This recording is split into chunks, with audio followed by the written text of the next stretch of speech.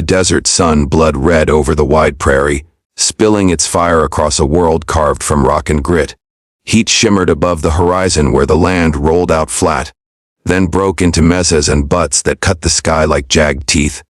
A hawk wheeled high, its shadow gliding over sagebrush and sand, hunting for anything that dared move in the killing heat. Through this barren stretch rode a cowboy. His name was Colt McAllister, though most folks never got to know it before they'd already judged him. Hat pulled low, dust on his boots, the kind of silence in his eyes that made a man seem dangerous. He was tall, broad in the shoulders, his face weathered by trail wind and years of squinting into sun and smoke. The kind of man the West made and broke in the same breath. Colt's horse, a sorrel gelding named Buck, moved steady, his hooves drumming a lonely rhythm across the sand. Colt wasn't riding for adventure, not today. He wasn't chasing outlaws, nor looking for a fight. He was just heading into town, Dry Creek, a nowhere settlement 2 days' ride from anywhere worth a damn, to buy supplies, coffee, bullets, flour, enough to keep a man alive on the ranch he was trying to hold together after his pa's death. But in the Wild West, a man didn't always get what he came looking for. The first glimpse of Dry Creek came like a mirage. Wood buildings sagging under the sun, a church steeple crooked against the sky, a saloon with a sign so faded it barely whispered its name, Silver Spur. Wagons creaked along the main street, kids darted between posts, and the smell of dust mixed with horse sweat, whiskey, and frying bacon drifting from the boarding house. Colt pulled Buck up at the hitching rail in front of the general store. He dismounted slow, feeling the ache in his bones from days on the trail. Tying off his reins, he adjusted his hat, gave Buck a pat, then stepped up onto the creaking boardwalk. Inside, the store smelled of leather, tobacco, and dry goods. Shelves lined with canned beans, bolts of cloth, sacks of flour. Behind the counter stood a wary man with spectacles sliding down his nose, Ely Jenkins, the storekeeper. "Well, I'll be," Ely said, looking up from a ledger. "If it ain't Colt McAllister. Thought you'd ridden clear out of these parts." "Just passing through," Colt said, voice low, gravelly. "Need supplies, coffee, flour, couple boxes of 45 rounds. Ely raised a brow. "That all? A man living out on the prairie usually needs more than bullets and beans." Colt gave him a look. "That'll do." As Ely shuffled around, Colt felt eyes on him. He turned slightly and caught sight of a young woman near the shelves, basket in hand. She was studying him. Quick, cautious glances she tried to hide but didn't quite manage. She had auburn hair tucked beneath a simple bonnet, eyes the color of storm clouds, and a quiet strength in the way she carried herself. Her dress was plain but clean, sleeves rolled just enough to show work-roughened arms. A woman used to labor, not vanity. When Colt's gaze met hers, she flushed, turned away, but not before he saw something raw and lonely flicker across her face. He paid Ely, tipped his hat, and stepped back out into the blinding sun. He hadn't come to town to notice women. Life had taught him such things only led to trouble. But he couldn't quite shake the memory of her eyes. On the boardwalk, voices rose, angry, sharp.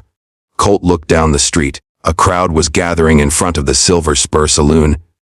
Men pressed close, whispers running hot through them, and standing in the middle of it all was Sheriff Tom Rourke, broad as a barn, iron star shining on his chest, his mustache bristling like a broom. Facing him, 3 hard-looking men with dust-crusted hats, pistols low on their hips, outlaws by the cut of them. "Town ain't big enough for your kind," the sheriff barked. "You want a drink, you pay. You want to gamble, you play straight. Any man caught cheatin' ends up in a pine box, that clear." The tallest outlaw spat in the dust. His eyes were cold, snake-like. Colt recognized the type, gun-hand killer, nothing behind the gaze but hunger. "Sheriff," the man drawled, "we ain't looking for trouble. But sometimes trouble comes looking for us." "Ain't that right, boys?" The others chuckled darkly. The townsfolk held their breath. A hand twitched near a holster. The sheriff squared his shoulders. Colt felt the air tighten. Hot, sharp as a drawn blade. A gunfight could spark any second. He shifted, hand resting near his Colt revolver. He had no wish to get involved. But the West had its own way of pulling men into storms they didn't choose. Before it could break, a voice cut through the tension. "Pie." From the saloon's doorway came the auburn-haired woman, the same one from the store. She pushed through the crowd, face tight with fear, eyes fixed on the sheriff. Colt's stomach sank. The sheriff was her father. And just like that, the Cowboys' quiet trip for supplies was turning into something else entirely. That night, the town lay under a sky thick with stars. The Silver Spur buzzed with piano music, laughter, the clink of glasses. But Colt sat alone at a corner table, nursing a whiskey, watching the door. The sheriff's daughter was there too, working. Not as a saloon girl, but helping her aunt, who ran the place. She carried trays, cleared tables, her face a mask of composure even as men's eyes followed her. Colt watched the Outlaws too. They hadn't left town. They sat at a poker table, dealing cards, their laughter edged with menace. The tall one, name whispered as Jeb Crowe, kept glancing at the sheriff's daughter in a way that made Colt's hand tighten on his glass. The night wore on. The whiskey burned low. Colt told himself he'd ride out come dawn. He had no stake in Dry Creek, no reason to linger. But when the Outlaws stood, drunk and swaggering, and Jeb Crowe grabbed the sheriff's daughter by the wrist, forcing a laugh from her lips that wasn't laughter at all, Colt was on his feet before he knew it. Let her go. The words cut through the saloon like a shot. Every head turned. Jeb's eyes narrowed. You talking to me, cowboy? Colt's hand hovered over his Colt. I ain't talking to the whiskey bottle. The saloon went still. Cards froze mid. Deal, the piano player's fingers hung above the keys. Men drew back, sensing blood. Jeb's grin spread slow and cruel. Well, now reckon you just made yourself part of this story. And in that moment, Colt McAllister knew, whatever he had come to Dry Creek for, it wasn't coffee or flour. It was a fight. It was a woman. It was the beginning of something he couldn't walk away from. The saloon held its breath. Jeb Crowe's hand still gripped the sheriff's daughter's wrist. Colt McAllister stood tall, boots planted firm, eyes hard as the iron sky. The crowd had gone silent. Only the squeak of the swinging doors and the faint rattle of poker chips trembled in the stillness. Jeb tilted his head, letting out a low, mean chuckle. You got sand, cowboy, he said, releasing the girl at last. She stumbled back, her storm gray eyes locking on Colt with something between fear and hope. Jeb licked his lips. But sand don't stop bullets. Colt didn't move. His voice came calm, measured, carrying the kind of weight men recognized. Maybe not. But it sure buries cowards. The words landed like a slap. Chairs scraped. Men shifted, eager for the show. Sheriff Rourke shouldered his way through the crowd, hand hovering over his holster. That's enough, he barked. Crow, take your trash and get out of my town. A Jeb sneered, but for tonight he let it pass. He tipped his hat mockingly toward the sheriff's daughter. Don't worry, darlin'. We'll get better acquainted soon enough. The Outlaws filed out, their boots stomping hard against the boards. Outside, horses whinnied. The Silver Spur exhaled as if released from a noose. But everyone knew it wasn't over. Colt finished his whiskey, set the glass down, and rose. As he turned for the door, a soft voice stopped him. You didn't have to do that, the sheriff's daughter said. She stood there, tray in her hands, eyes wide with both gratitude and worry. Colt gave her a small nod. Didn't reckon I could sit and watch. She bit her lip. My name's Abigail Rourke. Folks call me Abby. Colt, he touched the brim of his hat. Best you stay close to your pa tonight. That Crow fella, he's got snake eyes. Won't forget being crossed. Abby's gaze held his, steady despite the fear she tried to hide. And you won't forget me standing there, neither. For a long moment, neither spoke. The piano struck up again, breaking the spell. Colt tipped his hat once more, then walked into the night. The hours dragged toward dawn. Colt had taken a room above the livery stable, but sleep didn't come easy. The prairie called to him, the silence, the open stars. But so did Abby's eyes. He didn't like it. He wasn't a man built for ties. A crash of glass shattered the night. Shouts, gunfire. Colt was on his feet, revolver in hand before the echoes faded. He barreled down the stairs, out into the dusty street.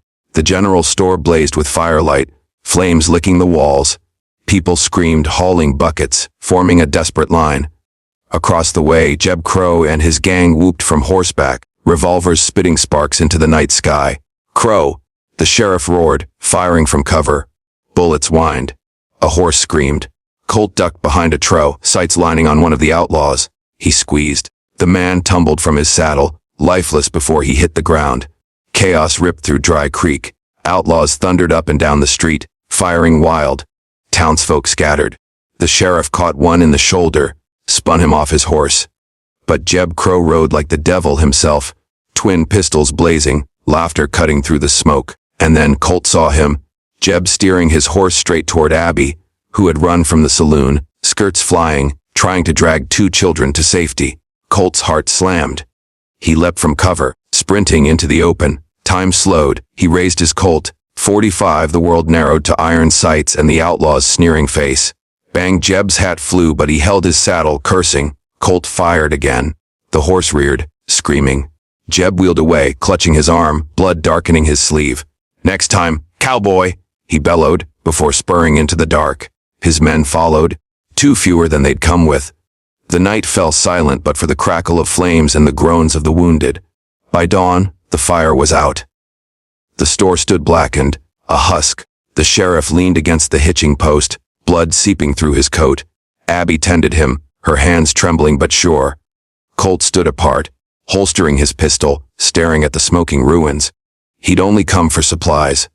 Now he'd spilled blood, saved a woman, made enemies that wouldn't rest till he was in the ground. Sheriff Rourke looked up, his face pale but eyes steady. "McAllister," he rasped, "you got no reason to fight our fight. But if you ride out now, Crow'll hunt this town till nothing's left. He won't stop." Colt said nothing. His jaw tightened. He knew the sheriff was right. And he knew something else. Abby's eyes were on him again, storm gray, pleading without words.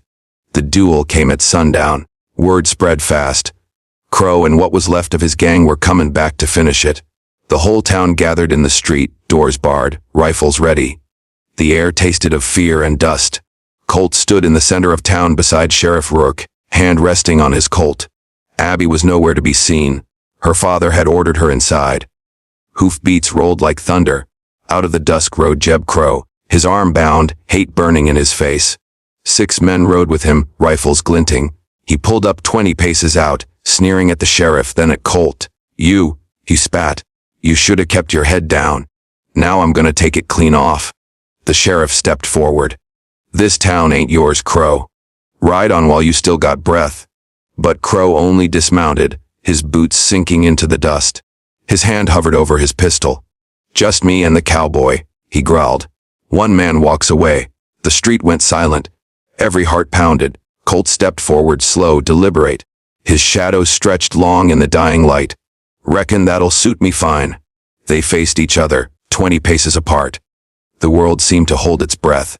The sun slid behind the butts, painting the sky blood red. Crowe's hand twitched. Iron roared. Colt's revolver cracked once, twice. Dust exploded near Crowe's boots.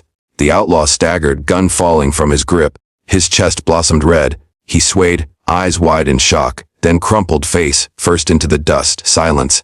Then a cheer ripped through the town. The gang spurred away, breaking like wild dogs without their leader. Dry Creek stood free. For now. That night the town celebrated. Lanterns glowed, fiddles played, whiskey poured. But Colt didn't join the revelry. He stood on the edge of town, buck saddled, ready to ride. Abby found him there. Her dress was simple, suit stained, her hair loose from the night's chaos. She looked at him like he was both stranger and savior. "You're leavin'?" she said softly. "Best for everyone?" Colt replied. Crowe had brothers. Word'll spread. "Trouble follows me like a shadow." She stepped closer. "Trouble follows all of us, Colt. Difference is you stood your ground. You saved this town. You saved me." His throat tightened. He wasn't a man used to soft words, to someone seeing more than the dust and iron. "I ain't got much to offer," he said at last. "Just a worn-out ranch and a trail that don't end." Abby's hand found his. Rough against rough, yet gentle all the same. Sometimes that's all a woman needs. A place. A man who'll fight for her. The sheriff appeared in the doorway of the Silver Spur, leaning heavy on a cane, but watching with a knowing smile. He gave Colt a nod, slow and solemn, then turned back inside. Colt looked at Abby, at the town, at the endless horizon. He'd come for supplies. He hadn't asked for a wife, a home, a chance at something beyond survival. But the West never gave a man what he asked for, only what he needed. He pulled her close, the smell of smoke and wild prairie in her hair. For the first time in a long time, Colt McAllister felt the weight lift from his shoulders. Tomorrow would bring more trails, more dust, more danger. But tonight, he wasn't riding out alone.